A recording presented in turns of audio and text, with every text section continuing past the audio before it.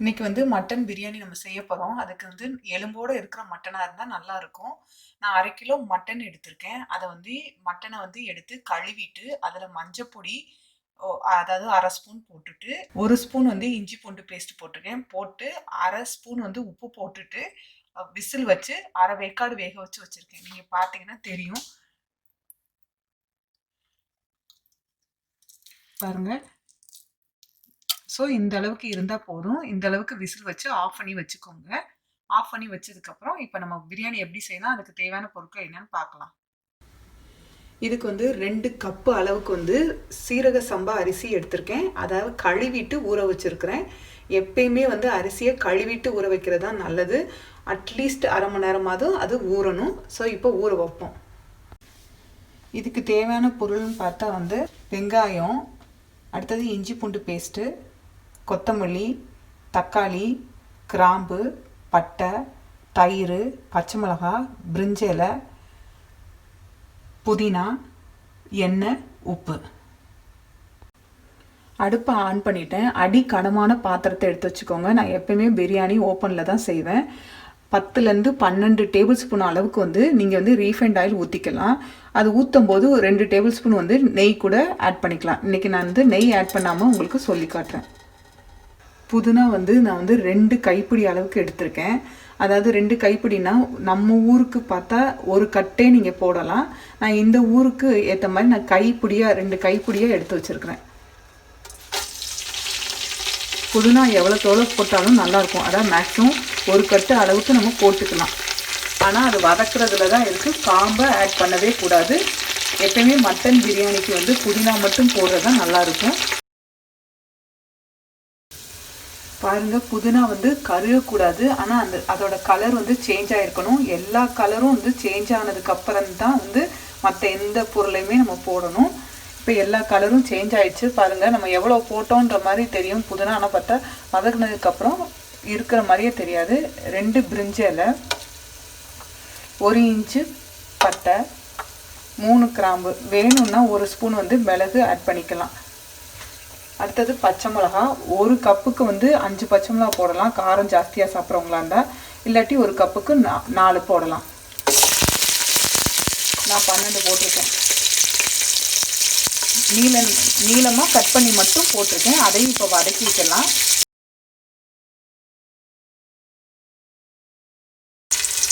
ஆக்சுவலாக பிரியாணி செய்கிறதுக்கு வந்து நான் 3 பெரிய வெங்காயம் எடுத்து வச்சேன். சைஸை காட்டணுன்றதுக்காக தான் இந்த வெங்காயத்தை, உரிக்காத வெங்காயத்தை காட்டியிருக்கேன். என்னோடய வெங்காயம் இதுக்கும் இது ப்ரௌன் வெங்காயம். இந்த ஊரில் எனக்கு இந்த வெங்காயம் தான் கிடச்சிது. ஸோ இந்த சைஸ் உள்ள வெங்காயத்தை 3 வெங்காயம் எடுத்து நான் கட் பண்ணி வச்சுருக்கிறேன். ஸோ இப்போ அதை ஆட் பண்ணிக்கலாம்.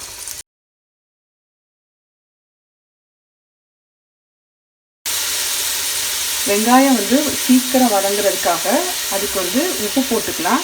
1 ஸ்பூன் உப்பு போட்டிருக்கேன். நல்லா வெங்காயத்தை வதக்கணும். வதக்கினதுக்கப்புறம் இதுக்கு வந்து 5 நிமிஷம் ஆகும். வெங்காயத்தை ஓரளவுக்கு நம்ம வதக்கியாச்சு. இப்போ 3 டேபிள் ஸ்பூன் வந்து இஞ்சி பூண்டு பேஸ்ட் போட்டுக்கலாம். நான் எப்பயுமே வந்து பூண்டோட பங்கு தான் அதிகமாகவும் இஞ்சியோட பங்கு கம்மியாகும். அதாவது பூண்டு வந்து 2 பங்குன்னா இஞ்சி வந்து 1 பங்கு தான் போடுவேன். போட்டு தான் அரைப்பேன். அதாவது 2 கப்பு எடுத்தேன்னு சொன்னேன். பெரிய தக்காளி எடுத்திருக்கேன். இப்போ நம்ம ஊர் தக்காளினா மீடியம் சைஸ் தக்காளியாக இருந்துச்சுன்னா 2 தக்காளி போடலாம். இப்போ இந்த சைஸோட தக்காளியோட அளவு எவ்வளோ வரும்னா வந்து நம்ம ஊர் தக்காளிக்கு 1.5 தக்காளி அளவுக்கு வரும். ஸோ அதனால் இந்த தக்காளியை வந்து நான் எப்பயுமே அரைச்சிட்டு தான் போடுவேன். அதனால் அரைச்சிட்டு வந்துடுறேன் மிக்சியில். இஞ்சி பூண்டு பேஸ்ட்டை நல்லா வதக்கியாச்சு. அதுக்கடுத்து இந்த தக்காளியும் இப்போ ஆட் பண்ணிக்கலாம்.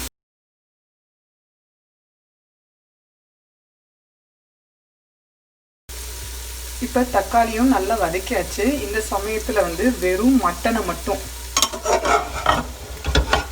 இந்த தண்ணியை எடுத்து போடக்கூடாது. இப்போ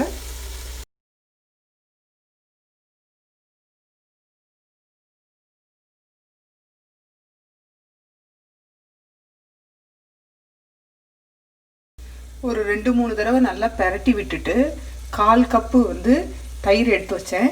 இப்போ அதையும் ஆட் பண்ணிக்கிறேன். அடுத்தது வந்து 1 லெமன் வந்து புழிஞ்சு தண்ணியாக எடுத்து வச்சுருக்கேன். அதையும் ஆட் பண்ணிக்கிறேன்.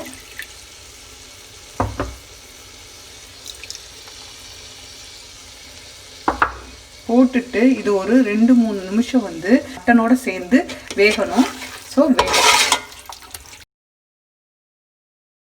2 கப் அரிசி வந்து ஊற வச்சுருக்கேன்னு சொன்னேன். அதுக்கு வந்து தண்ணி அளவு வந்து 4 கப்பு தண்ணி ஊற்றணும். அதுக்கு இந்த கறி தண்ணி இப்போ எவ்வளோ இருக்குதோ, இப்போ இந்த கறி தண்ணி இப்போ 1 கப்பு இருக்குது. ஸோ இந்த 1 கப்பை எடுத்து வச்சுட்டு, அதாவது கொஞ்சம் வேகமாக செய்யணும் அப்படின்னு ஃபீல் பண்ணிங்கன்னா 3 கப்பு தண்ணி ஊற்றியிருக்கேன்.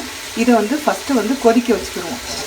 அது தண்ணி வந்து மலமலன்னு கொதிக்கும் போது தான் நம்ம அரிசியை தூக்கி போடுவோம். இப்போ தண்ணியை வந்து செப்பரேட்டாக வந்து கொதிக்க வச்சுட்டோம்.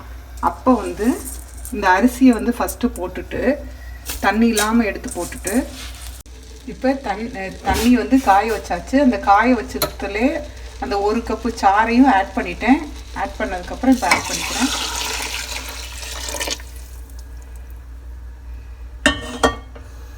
இப்போ பாருங்கள் சீக்கிரம் கொதிக்குது. இப்போ கொதிக்கும் போதே வந்து இதுக்கு தேவையான பிரியாணிக்கு தேவையான உப்பை நம்ம ஆட் பண்ணிக்கலாம். எவ்வளோ தேவையோ அவ்வளோ போட்டுக்கோங்க. நான் 1 ஸ்பூன் போடுறேன். 1 ஸ்பூன் போட்டுட்டு நல்லா கிளறிட்டு, ஃபஸ்ட்டு என்னென்னா நம்ம தம் வைக்க போகிறோம். ஸோ நல்ல தண்ணி வந்து வற்றணும். ஸோ அடுப்பு வந்து அடி பிடிச்சிடக்கூடாது. மீடியமில் வச்சுக்கோங்க. ஃபஸ்ட்டு தண்ணி வந்து வற்றட்டும். பாருங்கள் மேக்ஸிமம் வந்து தண்ணி வந்து வற்றிருச்சு. இப்போ நம்ம எத்தனை தடவை வேணால் இதுக்கு முன்னாடி நம்ம கிளறிக்கலாம். ஆனால் இனிமேல் கிளறக்கூடாது. கடைசியாக ஒரு தடவை கிளறினா போதும். ஏன்னா கிளற வந்து அரிசி வந்து உடைய ஆரம்பிக்கும்.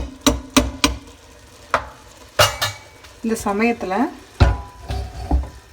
தோசைக்கல் அடியில் வச்சுட்டு ஃபஸ்ட்டு ஹையில் வச்சுட்டு, ஏன்னா தோசைக்கல் வந்து ஃபஸ்ட்டு சூடாகணும். தோசைக்கல் சூடானதுக்கப்புறம் ஒரு 30 நிமிஷம் வந்து கரெக்டாக வந்து மீடியமுக்கும் சிம்முக்கும் இடப்பட்ட சூட்டில் அடுப்பை வச்சுட்டு மூடி வச்சிடணும். டிஸ்டர்பே பண்ணக்கூடாது. நம்ம 30 நிமிஷம் கழித்து வந்து திறந்து பார்ப்போம். அரை மணி நேரம் ஆயிடுச்சு.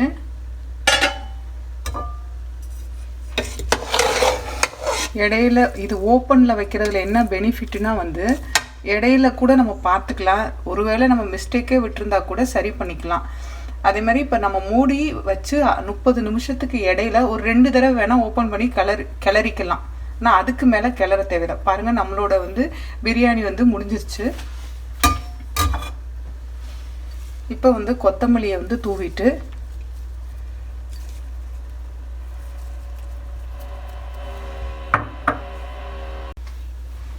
தூவிட்டு ஒரே 1 நிமிஷம் மட்டும் அந்த கொத்தமல்லி வாடை வந்து அதோட இதாகட்டும். இல்லாட்டி கிளறி கூட இப்படி விட்டுட்டு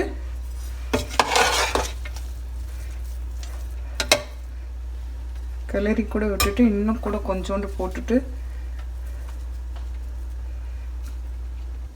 ஒரே 1 நிமிஷம் அந்த ஸ்மெல்லோடு அது பைண்ட் ஆகட்டும். அதுக்கப்புறம் ஆஃப் பண்ணிடலாம்.